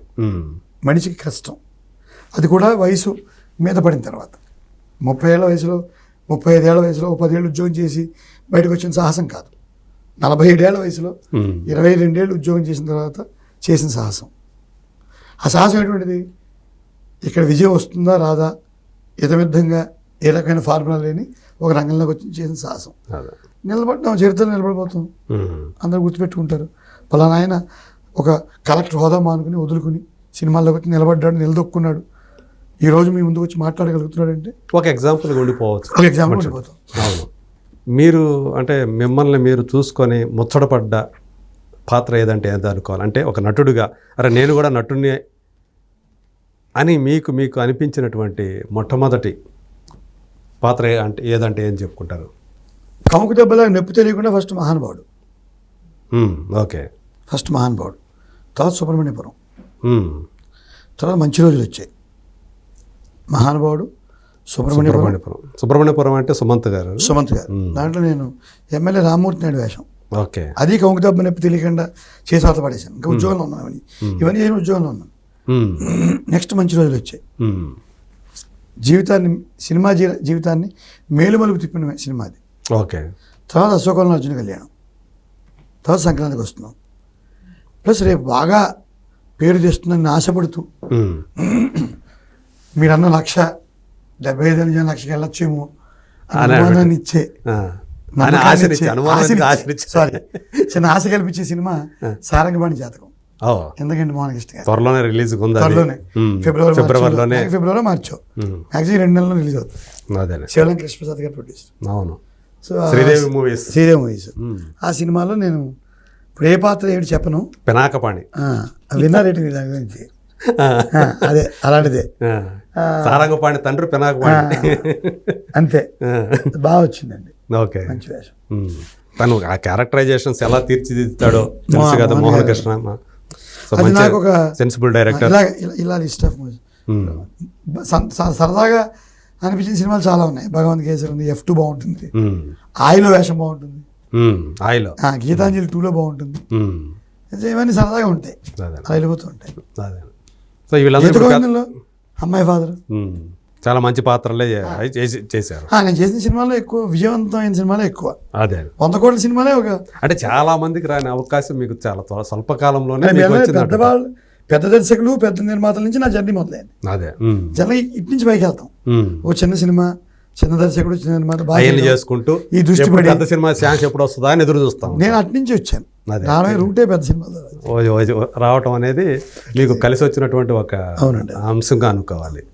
సో అట్లాగే ఇప్పుడు అంటే ఈ సినిమాల్లో ఒకవైపు చేస్తుంటే కొన్ని అంటే ఇండస్ట్రీలో జరుగుతున్నటువంటి ఇన్సిడెంట్స్ ఇవన్నీ కూడా కలవర పెడుతుంటాయో మిమ్మల్ని? ఏంటి సినిమాల్లో సినీ రంగాన్ని కొంతమంది టార్గెట్గా చేసుకుని? అది ఏముండదండి, అంటే ఈ మధ్యకాలంలో చూసాం కదా, ప్రపంచంలోనే మంచి చెడు ఉంటాయి, అలాగే సినిమా రంగంలో మంచి చెడు ఉంటుంది. మంచిని చూస్తే వెళ్ళడం అనేది నేను నేర్చుకుని సమాజంలో నేను అదే నేర్చుకున్నాను. నాకు పెద్ద కలవరపడిపోయేది ఏముండదండి. ప్లస్ ఇవన్నీ ఎలా ఉంటాయంటే వైబ్రెంట్, డైనమిక్స్ మారిపోతుంటాయి. ఎలా అంటే నది, దాసరి రంగాచార్య గారు జీవితాన్ని నదితో పోలుస్తారు. నది కదులుతూ ఉంటుంది, కనిపించదు. ఈ లిప్తలో ఇక్కడున్న నీరు రెండో లిప్తలో అక్కడ ఉండదు, ఆ నీరు ముందుకెళ్ళిపోతుంది. అలాగే జీవితం కదిలే నది లాంటిది. ఇప్పుడు ఈ క్షణం కదులుతున్న విషయం అందరికీ తెలియదు కదా, కదులుతుంది. అలాగే సినిమా రంగం కూడా, సినిమా రంగం కూడా నది లాంటిదే. ఒక ప్రవహించే నది సినిమా రంగం, వెళ్ళిపోతూ ఉంటుంది. ఓ మంచి జరుగుతుంది, ఓ చెడు జరుగుతుంది, మళ్ళీ మంచి జరుగుతుంది, ఓ పాన్ ఇండియా, ఓ మామూలు ఇండియా, ఇలా వెళ్ళిపోతూ ఉంటుంది. అది దాని గురించి ఎక్కువ వరి అవ్వడం, ఎక్కువ ఫోకస్ చేయడం, అయ్యో ఏదో అయిపోతుంది, ఏమవుదండి జీవితంలో అలాగా అలా అయిపోదు. చెప్తాం కదా, దాసరి రంగాచార్య గారు నాకు చాలా ఇష్టం. ఖమ్మం జిల్లా చిన్నగూడూరు వాస్తవ్యులు, మహనీయులు, చిల్లర దేవుళ్ళు ఇవన్నీ రాసిన మహానుభావుడు. చిల్లర దేవుళ్ళ నవల సినిమా కూడా ఆయన చెప్పే విషయాలు చాలా నేను పాటిస్తాను. ఆయన పుస్తకాల నుంచి చాలా తీసుకుంటాను. అలాంటిదంటే జీవితం నది లాంటిది, కదలిక తెలియదు. నేను సినిమా రంగాన్ని నది అంటున్నాను. కదలిక తెలియదు కానీ కదులుతూ ఉంటుంది, వెళ్తూ ఉంటుంది. ఈ లిప్త ఇంకో లిప్తలో ఉండదు. ఈ ఇన్సిడెంట్ రేపటికి ఇచ్చిన పాత ఇన్సిడెంట్ ఏముంది దాని నుంచి? ఎంత మంచి సినిమాలు వస్తున్నాయి, ఎన్ని కోట్ల మందిని ఎంటర్టైన్ చేస్తున్నాం. దాన్ని చెప్పిన చెడు వెంపు ఎంత తక్కువ మొగ్గు చూపుతున్నాం. కొంత మొగ్గు చూపుతాం తప్పదు, ఎంత తక్కువ మొగ్గు చూపుతున్నాం. ఇవి దృష్టిలో పెట్టి ముందుకు మోగుతూ ఉండడం. నదైనా జీవితమైనా సినిమా అయినా. అంటే ఇది అల్లు అర్జున్కి జరిగినటువంటి ఏదైతే ఉందో, ఎదురైనటువంటి ఒక ఘటన ఏదైతే ఉందో, అది ఆయన ఎదుర్కొన్న పరిస్థితి ఏదైతే ఉందో, అది చూసినప్పుడు ఏమనిపించింది మీకు? దురదృష్టకరం అనుకుని, ఇప్పుడు that's it's called an accident. ఆయన ప్లాన్ చేస్తారా? యాక్సిడెంట్ ప్లాన్ చేస్తాం. మనం వెళ్ళి ట్రైన్ గుద్దేస్తామని ప్లాన్ చేస్తాం, గుద్దేయాలని. అలాగే ఎవరైనా మన వల్ల ఒకరు చనిపోతారని అనుకుంటామా? It is just an accident. అయితే అది లీగల్ చట్టంలో దానికి కొన్ని పరిమితులు ఉన్నాయి కాబట్టి అదే గవర్నమెంట్ కొంత యాక్షన్ వంపుకి వెళ్ళింది తప్పితే ఇందులో ఏం పెద్ద దట్ గోసానండి, అది వెళ్ళిపోతుంది, ఏం నిలబడదు. అదే కానీ కొంత డిస్టర్బెన్స్ అనేది ఉంటుంది అక్కడ. అదే మీకు చెప్తాను, ఆ లెఫ్ట్ వెళ్ళిపోయింది కదా అంటున్నా. ఇందాక మీకు నదితో పోల్చింది అందుకే. ఇప్పుడు అల్లు అర్జున్ ఇన్సిడెంట్ ఒక లిప్త కాలంలో నదిలో ఉండే నీరు, అది ఆ నీరు ఇప్పుడు ఉందా అని అడుగుతున్నాను నేను. లేదు, మళ్ళీ దాని నుంచి ఆయన బయటకు పడి మళ్ళీ మామూలు అయిపోతుంది. Some of a man is wonderful artist. ఆయనకేం లోటు అర్జున్ గారికి. నెక్స్ట్ ఇంకో సినిమా చేస్తారు బ్యూటిఫుల్గా, కోట్లాది మంది గుండెల్లో ఆల్రెడీ స్థానం ఉంది. ఇంకా పుష్పట్టు అనేది చూసాం కదా, ఇంకా ఆ స్థానాన్ని సుస్థిరం చేసుకుంటాడు ఆయన. అంతే జరగబోయేది. మీరు సుకుమార్ డైరెక్షన్ చేశారు? చేయలేదు. అది ఉందా? సుకుమార్ ఒకటి, రాజమౌళి గారు, త్రివిక్రమ్ గారు, వీళ్ళ ముగ్గురులో ఇంకా పని చేయలేదు మీరు? పని చేయలేదు. శంకర్ గారు ఇచ్చారుగా మీకు. ఆ ముగ్గురుతో మాత్రం ఇంకా పనిచేసే అవకాశం రాలేదు. వస్తుందండి, ఖచ్చితంగా వస్తుంది. అదే మనకు ఆశా జీవులం కదా మనం. వస్తుంది అంటే ఉందా ఏమన్నా? వస్తాయండి, వచ్చేస్తాయి. అంత గంటాపదంగా చెబుతున్నా? నేను అలాగే నమ్ముతాను అంతే. ఓకే, నాకు పిచ్చి ఉంటుంది. ఓకే, నేను సినిమాలో పైకి వస్తాను, పిచ్చితోనే బతుకుతున్నాను. ఓకే, పైకి వచ్చి తీరుతాను. నాకు కూడా అగ్రనటుల సరసన ఒక కుర్చీ వేస్తారు, ఇబ్బంది. అంటే ఇప్పుడు నేను పాత కలెక్టర్ని కాబట్టి నాకు కేరళ నుంచి హోదా ఇవ్వడం కాదు, నటుడిగా కూడా ఇవన్నీ వస్తాయని ఆశిస్తాను. దాంట్లో ఒక స్టెప్ని సంక్రాంతికి వస్తున్నా వేయించింది, అనుమానం లేకుండా. మిగతా స్టెప్లు అవే పడతాయి. అంటే ప్రతి ఆర్టిస్ట్ కూడా మనకు కూడా కారవాన వస్తే బాగుంటుంది అని చెప్పేసి అనుకుంటాం. నాకు అదృష్టం అది చెప్తాను. నాకు డే 1 నుంచి ఇచ్చేసారు. నాకు ఒకటో రోజు అంటే అప్పుడు నేను అనుకోవడం హోదా జాయింట్ కలెక్టర్ కదా, ఇవ్వాలి ఇచ్చుంటారు, అది బాగోదు అని ఇచ్చుంటారు. అది కంటిన్యూ అయిపోయి ఉంటుంది. అది కంటిన్యూ అయిపోయింది. యాక్టర్గా కూడా ఆ స్థాయి వచ్చింది. వరీ కాదు. పద్మభూషణ్ బాలయ్య బాబు గురించి చెప్పాలంటే ఏం చెప్తారు? పద్మభూషణ్ బాలయ్య బాబు గురించి చెప్పాలంటే, తాతమ్మ కళతో ప్రారంభించిన జీవితం 5 దశాబ్దాల పాటు వెళ్ళిందంటే మనిషికి ఉండే నిబద్ధత ఒకటి. అనంతపురం ఎమ్మెల్యేగా మూడోసారి, హిందూపురం, అదే అనంతపురం డిస్ట్రిక్ట్ హిందూపురం, మూడోసారి గెలిచారు అంటే ప్రజల గుండెల్లో ఆయనకు ఉండే స్థానం, వాళ్ళ ఆశీస్సులు. బసవతారకం క్యాన్సర్ ట్రస్ట్ చైర్మన్గా కొన్ని లక్షల మంది జీవితాల్లో క్యాన్సర్ ట్రీట్మెంట్ ద్వారా వెలుగు నింపిన ప్రయత్నాన్ని చూస్తే పద్మభూషణ్ ఆలస్యంగా వచ్చింది, చిన్న అవార్డు కూడా ఆయన సేవకి. అదే ఇంకా మరింత పెద్ద పురస్కారాన్ని కూడా ఆయన అర్హుడే. ఆయనతో కలిసి పనిచేశారు కదా. భగవంత్ కేసరిలో పనిచేశానండి. ఇప్పుడు మా ఇద్దరికి సీన్స్ ఒకటే కదా మీరు చేసి? ఒకటే అండి, మా ఇద్దరికి సీన్స్లో. కానీ నేను వారితో తర్వాత ఇంటరాక్ట్ అయ్యాను. నేను బాలబాబు గారితో భగవంత్ కేసరి సక్సెస్ మీట్లో నేను ఆ సినిమాని మహిళా సాధికారతకి కంపేర్ చేస్తూ మంచి స్పీచ్ ఇచ్చాను. మీరు అంటే అప్పుడు మీరు పనిచేసినటువంటి ఏదైతే ఉందో అవన్నీ తీసుకొచ్చాను, ఆ ఎగ్జాంపుల్స్ అన్ని. కోట్లాది మంది మహిళలు, వితంతువులు, అసహాయులు, నిస్సహాయులు, జీవితాన్ని మళ్ళీ ఫైట్ చేసి పునర్నిర్మించుకున్న కోట్లాది మంది మహిళలకి ఈ సినిమా అంకితంలో ఒక స్టేట్మెంట్ ఇచ్చాను. అది వారికి బాగా నచ్చింది. అనిల్ కూడా ఐడియా వచ్చిందో లేదో తెలియదు, నాకు అలాగే అనిపించింది. అదేలే, మీకు ఆ సినిమా చూసిన తర్వాత ఒక ఉమెన్ ఎంపవర్మెంట్కి తార్కాణంగా అనిపించింది. ఆ విషయం చెప్తే వారు బాగా ఆనందపడి మీ ఇద్దరు చాలాసేపు మాట్లాడుకున్నారు. సక్సెస్ అందులో దానికి సంబంధించిన డైలాగ్స్ కూడా బాలచేత పలికిచ్చారు కదా, బాలబాబు గారితో పలికిచ్చారు. అవును. సో ఆ రకంగా అంటే స్పర్శ గురించి బ్యాట్ టచ్ గుడ్ టచ్ గురించి చెప్పారు. Bat touch good. అలాగే ఉన్న ఆడపిల్లలు షేర్లా బతకాలని కూడా చెప్పారు. అవును, ఆడపిల్లలు సింహం లెక్క ఉండాలని చెప్పాడు ఆయన. సో ఇవన్నీ చూసినప్పుడు ఉమెన్ ఎంపవర్మెంట్కి మహిళా సాధికారత అంటాం మేము గవర్నమెంట్ పరిభాషలో. ఆ మహిళా సాధికారతకి నిలువెత్తు నిదర్శనం భగవంత్ కేసరి సినిమా. ఓకే, దానికి సపోర్ట్ చేసిన గొప్ప వ్యక్తి బాలయ్యబాబు గారు. అలాంటి వారికి ఎన్ని అవార్డులైనా చిన్నవే నా ఉద్దేశం. సో బాగుంది. మీకు ఇప్పుడు ఇందాక సంగీత సాహిత్యాల గురించి ప్రస్తావించారు. సాహిత్యం పట్ల మీకు అభినవేశం, అభిరుచి బాగా ఎక్కువగా ఉన్నాయి కదా. సో మీకు కూడా ఏమైనా కథలు రాయటం? అది ఎప్పుడో నేను రచనా వ్యాసంగం చాలా విచిత్రంగా నేను నా 11వ ఏట మంచి మొదటి కవిత రాశాను నేను. అంటే ఇవన్నీ చెప్పారు, చాలామంది రాస్తున్నారు, ఇవన్నీ చెప్పుకోవడం అవసరం.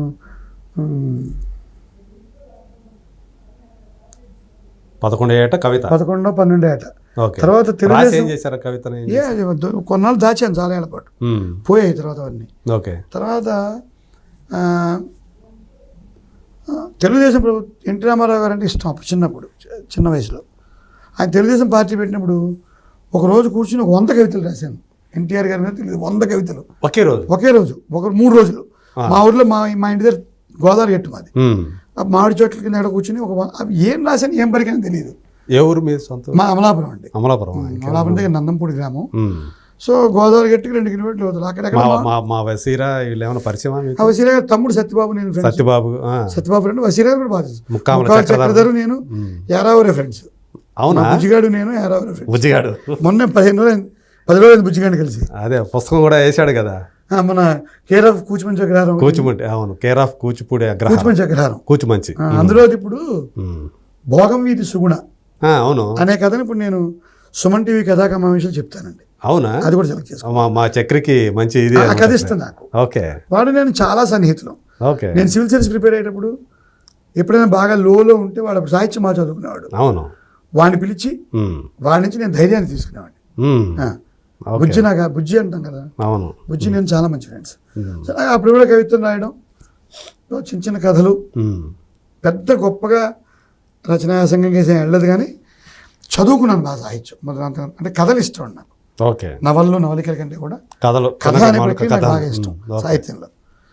మొదలంతకం రాజారాం గారు, చాగంటి స్వామి గారు, శ్రీపాద సుబ్రహ్మణ్య శాస్త్రి గారు, తర్వాత నెక్స్ట్ కాళీపట్నం రామారావు గారు, పాలగొమ్మి పద్మరాజు గారు, శాస్త్రి గారు, కొడవటి వెంకటరావు గారు, వీళ్ళందరినీ బాగా చదువుకున్నాను. ఈ మధ్య మళ్ళీ నాకు అంటే మీ ఛానల్ ఇంకో ఛానల్ చెప్పకూడదో చెప్పొచ్చు తెలియదు, సుమన్ టీవీ వారి కథా కమేషన్ ప్రోగ్రామ్ స్టార్ట్ చేశాను నాకు. దానికోసం మళ్ళీ ఇవన్నీ రీఓరియంట్ చేసుకుని మళ్ళీ తర్ఫీదు తీసుకుంటున్నాను నాకు నేను, మళ్ళీ చదువుకుంటున్నాను హాయిగా. బాగుంది. ఓకే. సో కథలు అనేటప్పటికి అంటే వంశీ కూడా మా పసలపూడి కథలు రాశాడు. సో ఆయన మీద ఏమైనా ఒపీనియన్ ఉందా మీకు? చాలా ఇష్టం నాకు వంశీ గారు. ఆయన స్టైల్ చూసుకుంటాం, ఆయన శైలి ఇష్టం, ఆయన సినిమాలు ఇష్టం, ఆయన వ్యక్తిత్వం ఇష్టం, ఆయన గోదావరిలో తిరుగుతూ ఉండడం వెన్నులో ఇష్టం. అదే ఆయన కూడా గోదావరి చుట్టూ పరిభ్రమింప చేసుకోవడం చాలా కష్టం. పాపికొండలు చాలా కష్టం అండి. డబ్బు కేసి చూడకుండా, డబ్బు గురించి ఆలోచించకుండా గోదావరి చుట్టూ పరిభ్రమించే ఓ గొప్ప వ్యక్తిత్వం, విలక్షణ వ్యక్తిత్వం వంశీ గారిది. అవును. ఆ విలక్షణత ఖచ్చితంగా కట్టిపడేస్తుంది మనల్ని. కరెక్ట్. చాలా ఇష్టం అండి ఆయన. మన్యం రాణి, ఆ ప్రకృతి, అడవి, ఆయన ఇచ్చినటువంటి నీరాజనం ఏదంటే మన్యం రాణి. అద్భుతమైన నవల. చాలా నేను ఆ కథలు బాగా చదువుకున్నాను, జీవితానికి కొంత అన్వయించుకుంటాను. ఓకే. ఇష్టంగా ఉంటుంది. అంటే మొత్తం ఓవరాల్గా ఏంటి ఇప్పుడు ఏదైనా సాధించాలి అనేది దాంట్లోనే, అంటే మంచి మంచి పాత్రలు చేయాలి అనేది మామూలుగా అందరూ చెప్పేదే, కానీ ఏదైనా ఒక లక్ష్యం అనేది ఏదైనా ఉందా మీకు? లక్ష్యం అంటే మంచి సినిమా నటుడుగా మరింత రాణించి, కేవలం నటుడిగానే కాదు చెప్తానండి, మంచి పాత్రలు తెచ్చుకుని 2 తెలుగు రాష్ట్రాల్లో, అంటే మనం మంచి పాత్ర అంటే హీరో వర్షిప్ రాదు మనకి, క్యారెక్టర్ ఆర్టిస్ట్గా పాపులర్ అవ్వాలి 2 తెలుగు రాష్ట్రాల్లో. తప్పకుండా నేను వెనక్కి వెళ్ళి రాజకీయంగా ఆరంగేట్రం చేసుకుని ఒక ఎమ్మెల్యేఓ ఎమ్మెల్సీ ద్వారా మంత్రి అవ్వాలి జీవితంలో.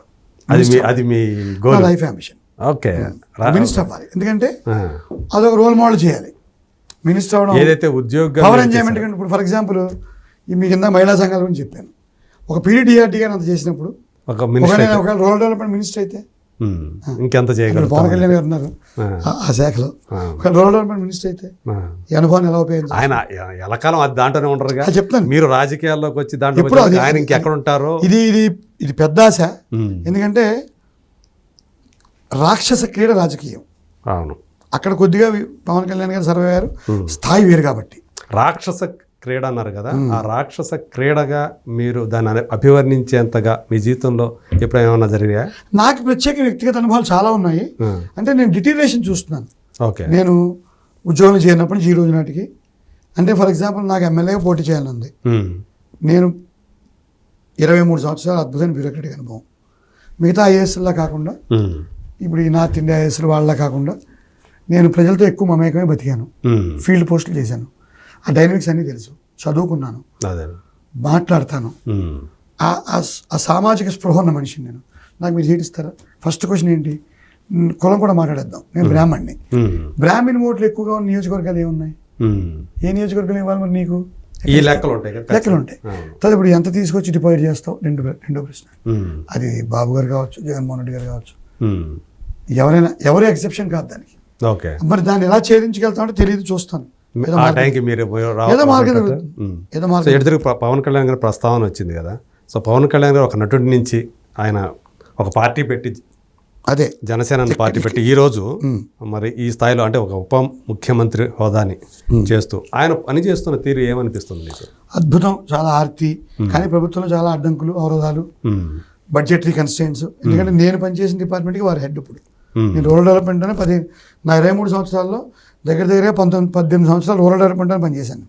ఆ శాఖ ఇవాళ అధిపతి. అవును. కన్స్టెంట్స్ ఏంటంటే ఇప్పుడు ఉదాహరణకి ఆయన గ్రామ పంచాయతీలు హెడ్.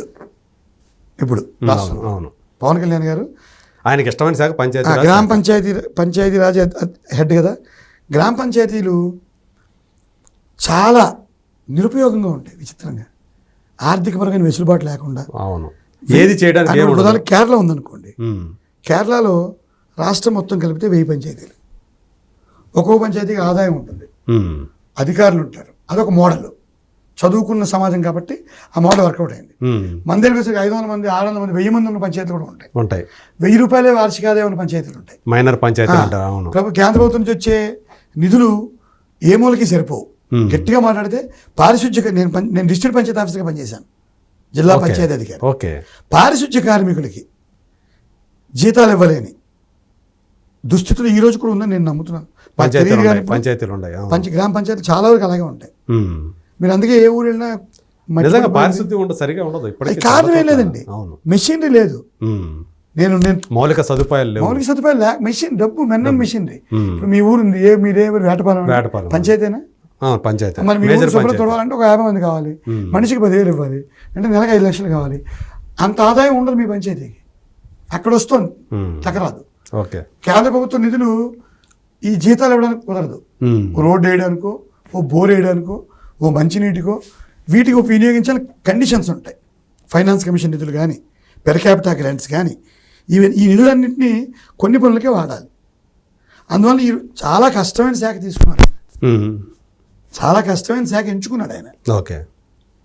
మీరు ఇంతకు అడిగేది పవన్ కళ్యాణ్ గారి జీవితం కూడా యూత్ తెలుసుకోవాలి. ఎందుకంటే 2 సీట్లలో ఆయన ఓడిపోయి, పార్టీ ఓడిపోయి, నోవేర్. ఆ రోజు నేను వకీల్ సాబ్ షూట్లో ఉన్నాను ఆయనతో. 3 రోజులు 4 రోజులు కలిసి పనిచేసాం. ఆ 4 రోజులు మీద బాగా మాడుకున్నాం. అది సరిగ్గా ఆ టైంలో సినిమా చేస్తుంది. అది అయిపోయి తర్వాత ఓడిపోయి 19 ఎలక్షన్ 2021లో 2019లో కదా అది ఓడిపోయారు. 21లో ఎలక్షన్, వకీల్ సాబ్ 2021లో జరిగింది షూట్. నేను అడిగింది ఇదే, విజయాన్ని ఎవడైనా డీల్ చేస్తాడు, ఓటమిని డీల్ చేసిన వాడే మగాడు. మళ్ళీ మగాడంటే ఫెమినిస్టులు వస్తారు. మగాడని కాదు, అదేలేండి, సమర్థుడు సమర్థురాలు అక్కడ మగాడు ఆడది పోని. ఎవడైతే ఓటమిని డీల్ చేసిన వాడే గొప్పవాడు. సక్సెస్ని నువ్వు డీల్ చేసేదే ఉంది. మంచి వేషం పడి సంక్రాంతికి వస్తున్నావు, ఓ 25,000 పెంచుతారు, 4 ఇంటర్వ్యూ పిలుస్తారు. నేను డీల్ చేసేదే ఉంది ఇంట్లో. ఓడిపోతే ఓటమిని డీల్ చేసి నెక్స్ట్ మెట్ వేసేవాడే సమర్థుడు, సమర్థురాలు, ప్రయోజకురాలు. ఈ పిల్లలు నేర్చుకోవాలి. ఈ ప్రయోజకత్వం పవన్ కళ్యాణ్ గారిలో టన్నుల కొద్దీ ఉంది. పిల్లలు నేర్చుకోండి, పార్టీలు ఏమైనా కావచ్చు. ఏమరి అంత పోరాటం, అంత యుద్ధం నేర్చుకోండి. యూత్ చిన్న విషయాలుగా ఆత్మహత్యలు, జీవితంతో రాజీ పడిపోవడం అవసరం లేదు. అదే ఇప్పుడు ఈ కూటమి కంటిన్యూ అవుతుందా, సఫలం అవుతుందా, పూర్తి కాలం ఉంటుందా? రాజకీయంగా ఆ చర్చల్లోకి మనం వెళ్ళడం అనవసరం. బట్ కృషి చేస్తున్నారు గట్టిగా. అదేనండి, కొన్ని థింగ్స్ని అండూ చేయడానికి, గతంలో జరిగిన కొన్ని తప్పుల్ని కరెక్ట్ చేయడానికి పని చేసుకుంటున్నారు.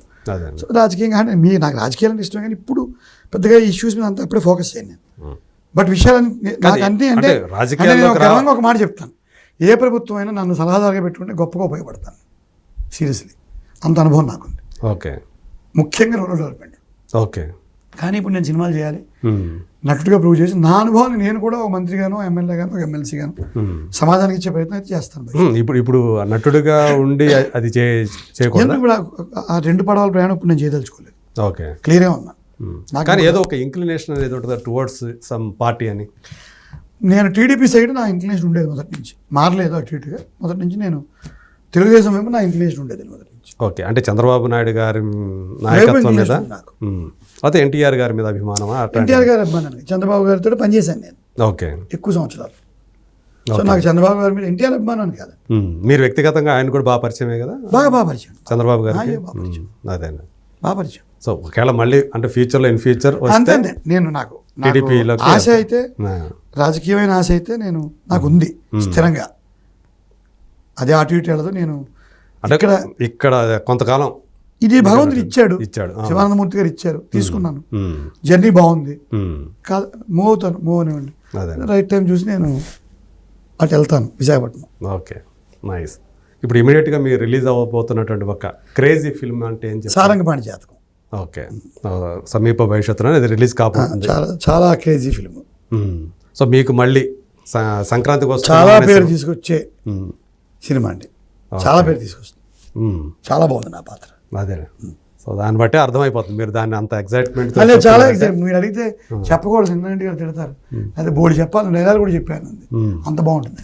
చెప్పారు ఆయన కూడా. నాకు ఏముంది, కథ మాత్రం చెప్పలేదు కానీ మిగతా విషయాలన్నీ అదే డైలాగ్ కూడా రెండర్ చేసే అంత ఉత్సాహంగా ఉంది ఆ సినిమా మీద. ఒక డైలాగ్ చెప్పండి. సినిమా చాలా బాగుంటుంది. అదే, బాడీ అంత లాంగ్వేజ్ మంచి డైలాగ్స్ కూడా ఉండే అనమాట. అద్భుతమైన వేషం అండి. గొప్పగా డిజైన్ చేయబడి కొడుకుతోటి మీకు మధ్య గొడవ ఉంటుంది. ఉంటుంది, నడుస్తుంది కదా. అదే. తండ్రి కొడుకుల చిన్న సంఘర్షణ. ఆ జాతకాల గురించే ఉంటుంది. దాని సో చుట్టూ మీరేమో రాసులు ఇవన్నీ ఏమి నమ్మరు కదా. నేను మరి అక్కడ వ్యక్తిగతంగా నమ్మని సినిమాలో ఉన్నాం. ఇది అలాంటి సినిమాయే కదా, అలాంటి కాన్సెప్ట్. బాగుంటుంది, బాగుంటుంది. మంచి సంఘర్షణ ఉంటుంది కొడుకుకి తండ్రికి. Okay, beautiful movie. Right sir. Thank you so much, thank you so much Srinivas గారు. ఇంకా చాలా విషయాలు మనం మాట్లాడుకోవాలి. ప్రాపంచిక విషయాల గురించి మాట్లాడుకోవాలి. ఈసారి సినిమా ప్రపంచ విషయాలకి వెళ్దాం. నేను సాహిత్యంతో వస్తాను, అప్పుడు మంచి చర్చలు చేద్దాం. ఖచ్చితంగా. యువకులకి మాత్రం after all tomorrow is at another day అంతే అనే గాన్ విత్ ద విండ్ నవల్లోని లైన్ నమ్మండి. అంతే. ఎంత మంచి కళ అయినా చేదు కళ అయినా కళ్ళలోనే ఉండిపోము, మేలుకుంటాం, రేపటి కేసు చూస్తాం అనే సిరివెన్నెల గారి మాటను తీసుకోండి. ఆకులు రాలిపోతే చిగురాకులు పుట్టవా అని విశ్వంభర్లో చెప్పిన శ్రీనారాయణ రెడ్డి గారి మాటలను తీసుకోండి. జీవితం సులువు అంటే సులువు, బరువు అంటే బరువు, సులువుగానే భావించండి ఎన్ని కష్టాల్లో ఉన్నా అన్న సిరివెన్నెల గారి మాటలను తీసుకోండి. మనసు కాస్త కలత పడితే మందు ఇమ్మని మరణాన్ని అడక్కోనే సిరివెన్నెల గారి మాటను తీసుకోండి. అన్నీ కోల్పోయినా, సర్వనాశనం అయిపోయినా, దేహం ఉంది, ప్రాణం ఉంది, నెత్తురుంది, సత్తు ఉంది, ఇంతకన్నా సైన్యం ఉండునా అనే మా సిరివెన్నెల గారి మాటలు మరొక్కసారి మన్నం చేసుకోండి. చేరాలా కలల కోట, రణమేరా రాచబాట, there is no short cut for success అనే సిరివెన్నెల గారి మాటల్ని మళ్ళీ మళ్ళీ మన్నం చేసుకోండి. జీవిత పోరాటంలో విజయాలు సాధించండి. ఓడిపోయినా పర్లేదు, మళ్ళీ పరిగెత్తండి. Thank you very much. Thank you sir, thank you so much.